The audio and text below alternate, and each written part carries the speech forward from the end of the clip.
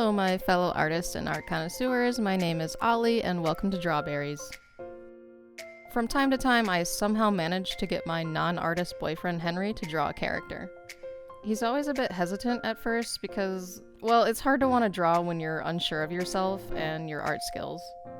But I'm here to tell you, screw it. Draw! In the words of Shia LaBeouf, just do it! Make your art dreams come true.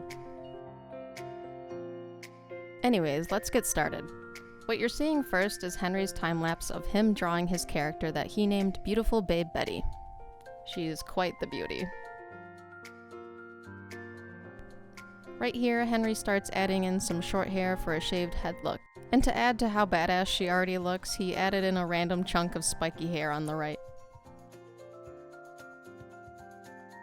You can see that he considered giving Betty some bomb lipstick, but he ultimately decided against it because Betty is more about being cool than being glam.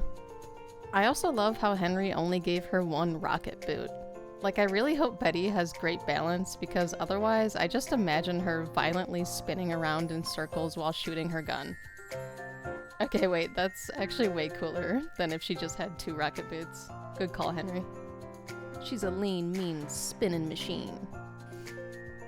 For my version of Betty, I started off by giving her a cute, beautiful babe pose, I guess you could say.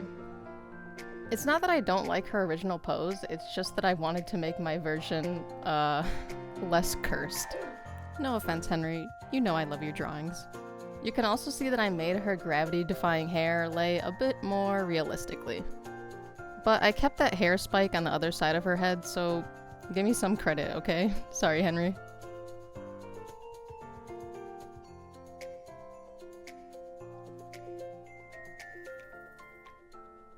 Getting my boyfriend to draw characters has kind of become a fun little way to surprise him with my version later on. This redraw was actually a gift to him earlier in our relationship. If you're an artist and you can do this for someone you know, you totally should. Henry's face always lights up when he sees how I recreate his drawings. And I'm hoping it encourages him to draw more characters because he's actually super creative. And this wasn't his first time drawing a character for me either. Here's two other characters he made, and yeah, I redrew those ones too. The blue yeti is named Absy, and according to Henry, he's a firefighter who lives in Antarctica. Yeah, I said that right. Apparently Absy just kicks back all day because, I don't know, there aren't really fires in Antarctica, I guess? Don't think about it too much. The black spiky-haired guy with the massive cloud-striped sword is actually Henry's first character drawing. He's named Cool Cat Carl, and yes, he is also wearing a pajama onesie outfit. I'd like to assume that Henry's just a huge fan of onesie pajamas, and not that he just doesn't know how to draw any other clothes. I like how my redraw turned out, but my version looks just a bit too much like Rick Sanchez from Rick and Morty. So in that sense, it's a little unsettling in my opinion.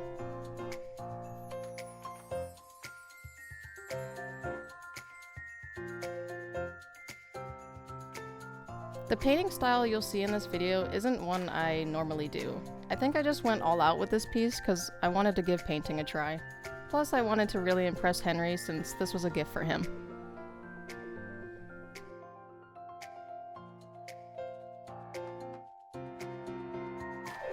If you're wondering what brushes I use for this drawing, I always use Procreate's standard inking brush that's called dry ink when I'm sketching. To get those softer shapes, I go into the airbrushing folder and I use the one called Soft Brush.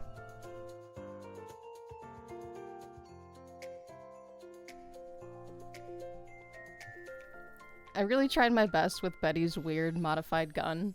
I remember when Henry was drawing it, he was just like, fuck it, put the magazine on top, and put a big ass knife where the magazine should go. And honestly, I support that. Please excuse how much the aspect ratio is changing in this video. I cropped my canvas a lot with this piece because I was struggling to decide how I wanted to arrange my drawing versus Henry's.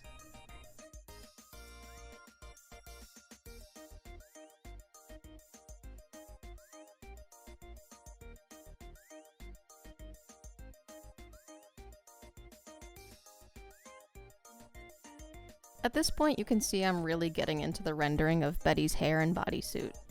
Like I said before, this isn't a style I normally do for my art, so there was a lot of fiddling around with the shadows and highlights to get Betty looking good.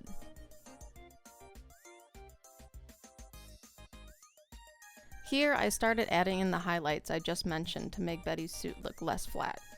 When you're doing any kind of painting that you want to look even the least bit realistic, you have to make sure your shadows and highlights are just as prominent as your main colors. Personally, I prefer my art to be more cartoony and stylized than realistic, so I kept the blocky highlights in Betty's hair because I think they pop out pretty well. Plus, rendering hair strand by strand is a nightmare, so I usually stick to flatter shapes for hair, even when I'm painting.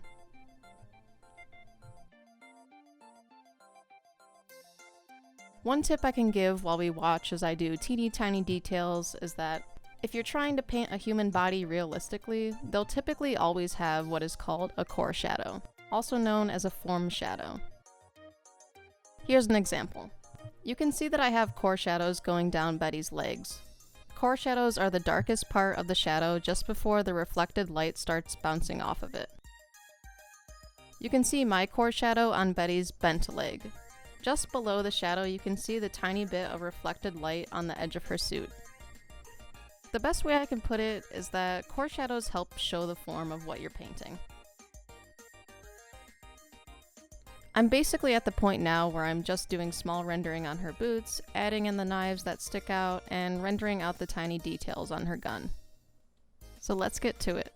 Kick back for a sec and watch me go. Or just check Twitter, cause honestly I would.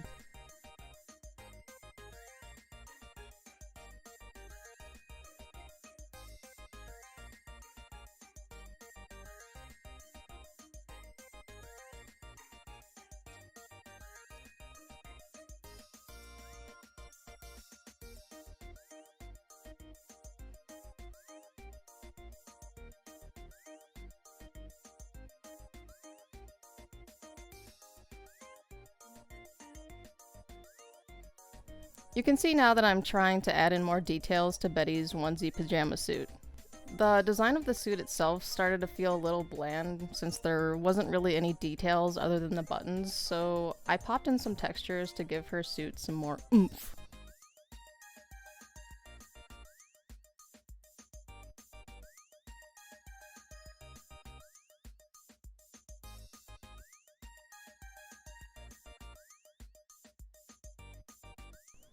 I think my one regret with this drawing was that the pose I picked kind of hides her super cool knife boot. It's peeking out back there, but I could have shown it off way better. You can see I signed this piece a little prematurely and then I was like, this could be better though. I went back in and fixed her hand and arm a bit and added in a messy pink background.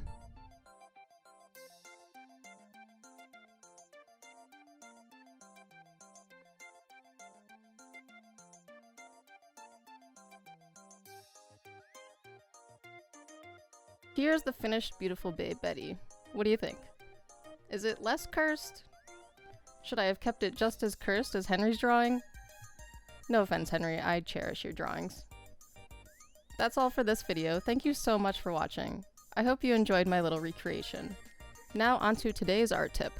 If you're a digital artist like myself, remember to flip your canvas horizontally every once in a while. It helps your eyes reset so you can more easily see the mistakes in your drawing and see what you need to adjust.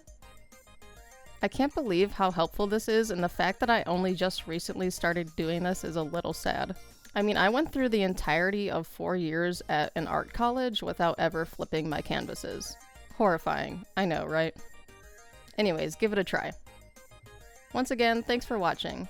Have a good one. Okay, bye!